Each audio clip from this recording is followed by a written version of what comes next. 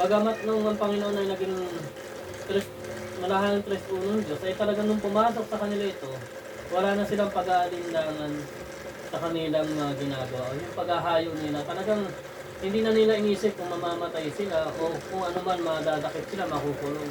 At nung Amen. pumasok ang Panginoon sa kanila bilang malahang tres unong Diyos, nandun na yung kagalakan sa kanila. Talagang Amen. umapaw yung kagalakan sa kanilang spirito.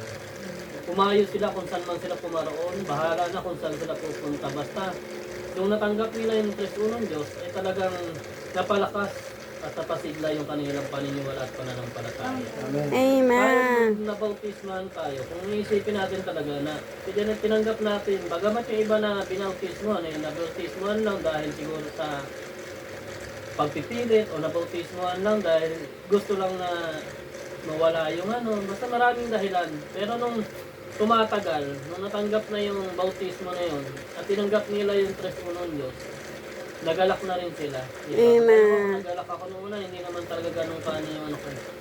Pero nung tumatagal, hanggang natanggap ko yung Panginoon, ay talagang nagkakaroon ako ng desire o pagnanasa na matanggap ko ng buong buo yung Panginoon. Dapat ganun din tayo sa ating pananampalataya. Yes.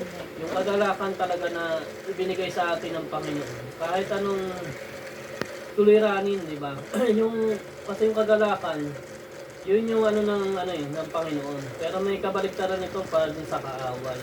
Kapaghatian, kalungkutan, di ba? Yung kabaligtaran, ng kagalakan, kabaligtaran din sa kaaway, ay ginagamit ng Panginoon para masupil ito.